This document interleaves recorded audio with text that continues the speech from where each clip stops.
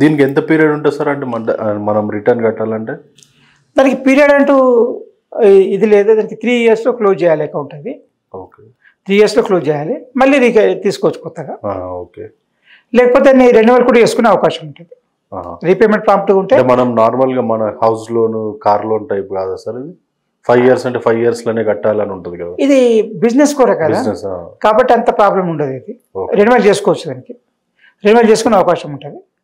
తర్వాత ఇంకోటి దీనికి ఇంకా అతి ముఖ్యమైన మనకు వచ్చే ఇన్ఫర్మేషన్ నమ్మకమైనది ఉండాలి. అంటే ఇప్పుడు నమ్మకమైందంటే జిఎస్టీ రిటర్న్స్ నమ్మకమైంది, బ్యాంక్ పేమెంట్స్ నమ్మకమైంది. కానీ ఎవరో ఏదో రాసి ఇచ్చారు, బిల్లు ఇచ్చారు, అది కరెక్ట్ కాదంటే అది నమ్మకమైనది కాకపోవచ్చు. కాబట్టి దానికి రిలయబుల్ డేటా ఉండాలి, రిలయబుల్ ఇన్ఫర్మేషన్ ఉండాలి. తర్వాత ఇంకోటి ఏంటంటే దీన్ని ముఖ్యంగా చేయాల్సింది ఏంటంటే కరెక్ట్ అయిన సరి అయిన మెకానిజం ఉండాలి. మెకానిజం అంటే లోన్ శాంక్షన్ చేసినప్పటి నుంచి రీపేమెంట్ రికవరీ అయ్యేంత వరకు కూడా ఆ మెకానిజం స్ట్రాంగ్ ఉండాలి. తర్వాత మానిటర్ చేసే వాళ్ళు ఉండాలి, రికవరీ చేసే వాళ్ళు ఉండాలి, అసెస్మెంట్ కరెక్ట్ అంటే వీళ్ళకి ఇస్తే కరెక్ట్ అయిన రేట్ వాడుకుంటారు అనేది ఒకటి, రీపేమెంట్ చేస్తారు అనేది ఒకటి. ఇవన్నీ చేసేదానికి కూడా ఇవన్నీ మానిటర్ చేసే విధానం కూడా మెకానిజం ఉండాలి.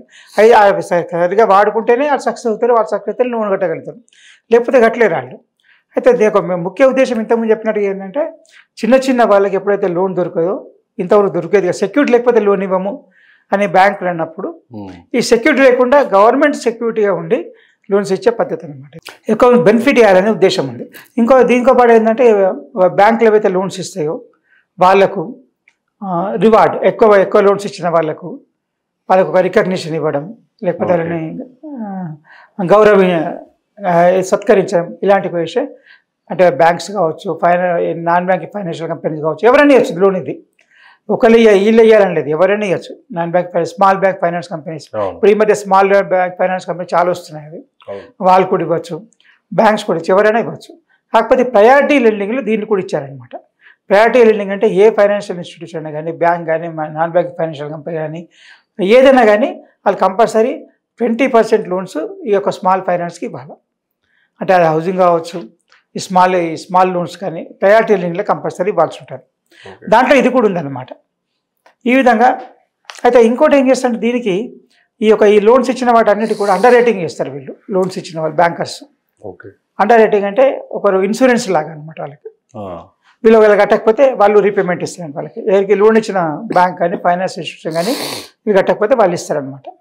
అండర్ రేటింగ్ చేసేటప్పుడు వాళ్ళు ఏం చేస్తారంటే ఈ డాటా వీళ్ళు పంపించిన పాన్ కార్డు కానీ, ఆధార్ కార్డు కానీ, సొసైటీ రిజిస్ట్రేషన్ కానీ, లేకపోతే జిఎస్టీ కానీ, బ్యాంక్ స్టేట్మెంట్స్ కానీ కరెక్ట్గా ఉన్నాయా లేదా అని వెరిఫై చేసినాకనే వాళ్ళు ఇస్తారు. లేకపోతే అండర్ రేటింగ్ చేయాలి.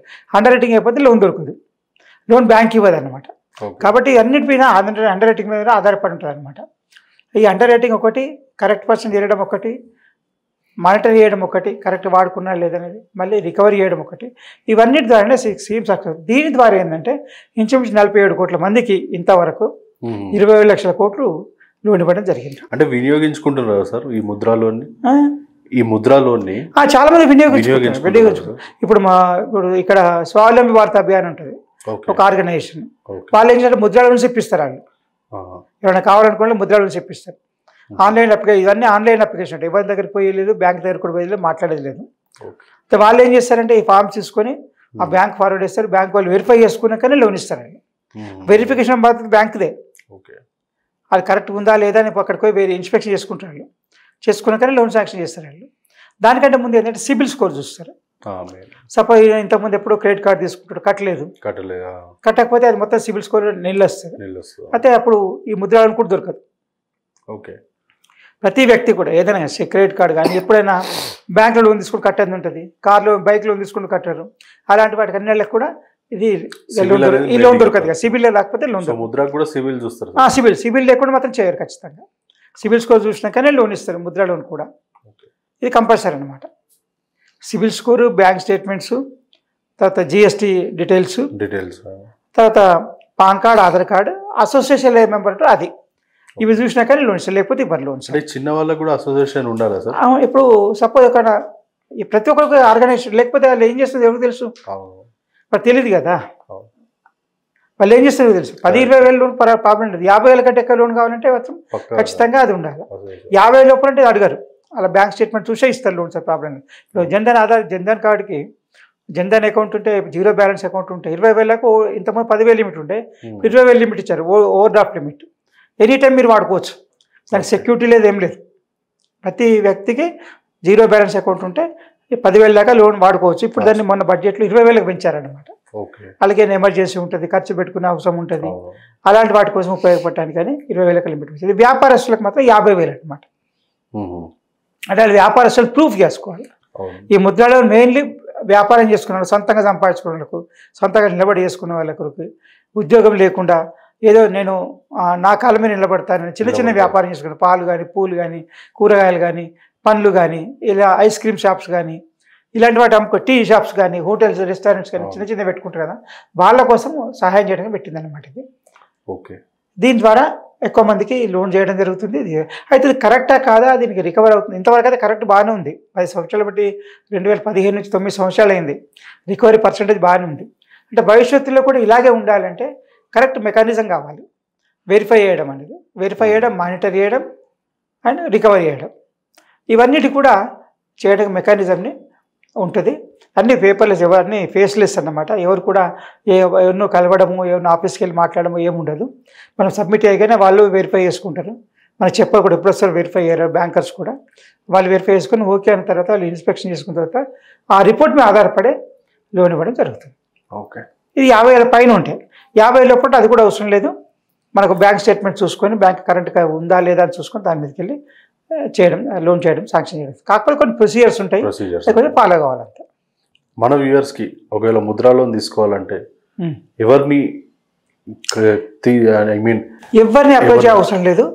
PMMY ముద్రా లోన్కి వెళ్ళి వెబ్సైట్కి వెళ్ళి వెబ్సైట్లో రిజిస్ట్రేషన్ చేసుకొని అడిగిన ఇన్ఫర్మేషన్ అంత ఇచ్చేయాలి. దాని ద్వారా చేయొచ్చు. ఒకవేళ తెలియదు అనుకోండి, ఇప్పుడు ఈ సర్వీసులు ఉంటాయి కదా, ఏది మీ సేవా సర్వీసులు, అక్కడి నుంచి వెళ్ళండి. అక్కడ కూడా తెలియకపోతే ఇప్పుడు మీకు ఇంతకుముందు చెప్పినట్టుగా స్వావలంబి భారత్ అభియాన్ కానీ ఇలాంటి కొన్ని ఆర్గనైజేషన్స్ ఉన్నాయి ముద్రా లోన్ ఇవ్వడానికి. అది కూడా వాళ్ళ ద్వారా కూడా వెళ్ళచ్చు. కొన్ని బ్యాంకులు కూడా స్పెసిఫిక్ డెడికేటెడ్గా ఉన్నాయి, కొన్ని స్మాల్ బ్యాంక్స్ కూడా లోన్స్ ఇస్తున్నాయి. అలాంటి వాళ్ళ ద్వారా కూడా అప్రోచ్ కావచ్చు. ఇలాంటి వాటన్నిటి ద్వారా మనకు లోన్ దొరికే అవకాశం ఉంటుంది. ఒక తెలియకపోతే కూడా ఇన్ఫర్మేషన్ ఇవ్వడానికి కూడా చాలామంది అవైలబుల్ ఉంటారు. అంటే ఎవరిని కలవాలి అని చెప్పడానికి ఎవరిని కలిసే అవసరం లేదు. వెబ్సైట్ ఒక్కటే సొల్యూషన్ అన్నమాట. PMMY ఏదైతే వెబ్సైట్ దాంట్లో డీటెయిల్ చూసుకోవాలి. ఒకవేళ అది కూడా కాలేదనుకోండి, మనకు ఇంతకుముందు చెప్పినట్టుగా మీ సేవా సర్వీస్ సెంటర్ కానీ, లేకపోతే అక్రిడేషన్ సెంటర్స్, ఏదైనా వెరిఫై సెంటర్స్ ఉంటే అలాంటి వాటి ద్వారా కూడా అలాంటి ద్వారా చేసుకోవచ్చు. ఈ చాలామంది స్వావలంబి భారత్ అభియాన్ లాంటి ఆర్గనైజేషన్స్, తర్వాత కొన్ని ఈ బిజినెస్ అసోసియేషన్స్ ఉంటాయి కదా, ఇప్పుడు ఫ్రూట్ వెండర్స్ అసోసియేషన్ కానీ, లేకపోతే స్ట్రీట్ వెండర్స్ అసోసియేషన్ కానీ, లేకపోతే వెజిటేబుల్ వెండర్స్ అసోసియేషన్ కానీ, ఇలాంటి వాళ్ళకు కూడా కొంచెం చాలా తెలిసే ఉంటుంది ఆర్గనైజేషన్ గురించి. వాళ్ళ అలాంటి అసోసియేషన్ ద్వారా కూడా అప్రోచ్ అయితే మనకి ఈజీగా దొరికే అవకాశం ఉంటుంది. ఇది మెయిన్లీ చిన్న వాళ్ళ కోసం, బిలో 50,000 వాళ్ళ కోసం ముద్రా లోను. ఇంకా అంతకంటే కూడా నేను సొంతంగా వ్యాపారం చేసుకుని పెద్దగా చేసుకుంటాను అనుకుంటే 50,000 నుంచి 5 లక్షలు, 5 లక్షలు 10 లక్షల వరకు కూడా ఉంది. 5 లక్షలు 10 లక్షలకి వెళ్ళినప్పుడు మాత్రం లోన్ తీసుకోవడానికి మాత్రం కొన్ని డీటెయిల్స్ అడుగుతారు, bank statements, turn over certificates. ఇంకా 10 లక్షల లోన్ కావాలంటే మాత్రం ఇంకా కొన్ని సెక్యూరిటీ ఏముంది అని అడుగుతారు, కొన్ని సెక్యూరిటీస్ ఏమి ఇస్తారు, ఇంతకుముందు హిస్టరీ ఏముంది, రీపేమెంట్ ఇది ఎలా ఉంది, ఇవన్నీ చూసినాక ఇస్తారనమాట. అంటే it depends upon loan amount మీదకి వెళ్ళి ఉంటుంది.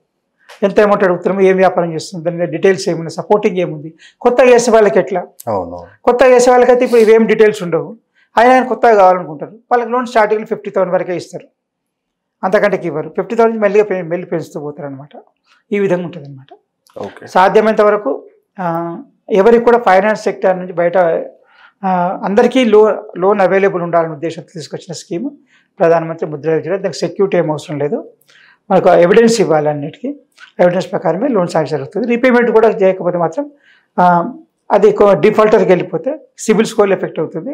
ఇప్పుడు కొత్తగా వచ్చిన గైడ్లైన్స్ ప్రకారం ఒకవేళ బ్యాంక్ లోన్ అవుట్ స్టాండింగ్ ఉన్న విదేశాలకు వెళ్ళిపోయే అవకాశం ఉండదు. కొత్తగా గైడ్లైన్స్ వస్తున్నాయి, ఒకవేళ విదేశాలకు వెళ్ళిపోయిన ఇక్కడ రూల్ కట్టకుండా విదేశాలకు వెళ్ళిపోయి కూడా అవకాశం తీసేస్తారనమాట. కాబట్టి డబ్బు తీసుకునేటప్పుడు కంటే కట్టేటప్పుడు చాలా జాగ్రత్తగా ఉండాల్సిన అవసరం ఉంటుంది.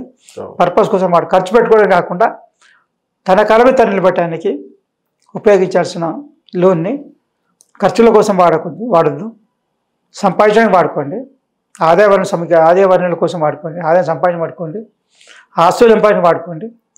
కానీ ఖర్చుల కోసము, అత్యవసర ఖర్చుల కోసమని, విలాసకర లగ్జరీ ఎక్స్పెండిచర్ కోసం కానీ, లేదా ఫంక్షన్స్ ఉన్నాయని ఖర్చు పెట్టడానికి కానీ ఇలాంటి వాటికి మాత్రం వాడకూడదు. సంపాదించడానికి ఆదాయం కొరకు మాత్రమే ఈ యొక్క లోన్స్ వాడుకోండి.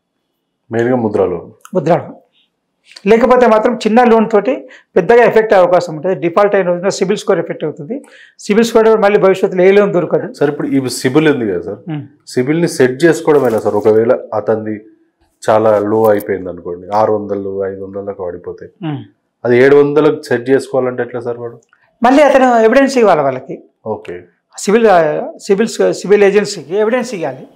ఇది రీపేమెంట్ చేసినా కానీ రాలేదు, ఇది కాలేదు అని చెప్పి అనేది. ఇప్పుడు భవిష్యత్తులో మళ్ళీ దాన్ని సివిల్ స్కోర్ పెంచుకోవాలంటే ఇంతకుముందు లోన్ తీసుకొని కట్టి ఉండాలి. లోన్ అయితే కట్టడం ఎక్కడి భవిష్యత్తులో అంటే కడితే మళ్ళీ సెట్ అయిపోతుంది. ఎక్కడ కడతాం?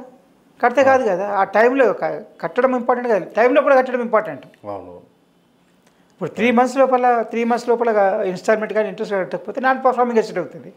అప్పుడు సిబిల్ స్కోర్ డ్రాస్టిక్గా పడిపోద్ది అనమాట. కాబట్టి ఎన్పీ కాకుండా చూడాలి. ఒకవేళ బై మిస్టేక్ ఎన్పీ అలా పడ్డది అనుకోండి, అప్పుడు మీరు ముందే కట్టమని ఎన్పీ అలా పడ్డది అని చెప్పిన వాళ్ళకి ఎవిడెన్స్ ఇవ్వాలి. సిబిల్కు ఎవిడెన్స్ ఇస్తే కరెక్ట్ చేస్తారు.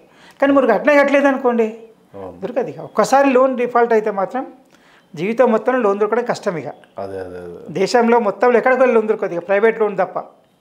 ప్రైవేట్ కంటే ఏ మీరు చూడకుండా ఇచ్చేవాళ్ళు ఉంటారు, ముఖం చూసి ఇచ్చేవాళ్ళు ఉంటే, ఏదైనా బంగారం కానీ ఏదైనా ఉంటే పెట్టుకొని ఇచ్చేవాళ్ళు తప్ప. ఇక మిగతా మాత్రం ఈ ఒక ఆర్గనైజ్డ్ లెండింగ్ అంటారు దీన్ని. అంటే ఆథరైజ్డ్ ఇన్స్టిట్యూషన్ బ్యాంక్స్ కానీ, ఫైనాన్స్, ఎన్బిఎఫ్సి కానీ ఇలాంటివన్నీ ఆర్గనైజ్డ్ లెండింగ్ దొరకదు.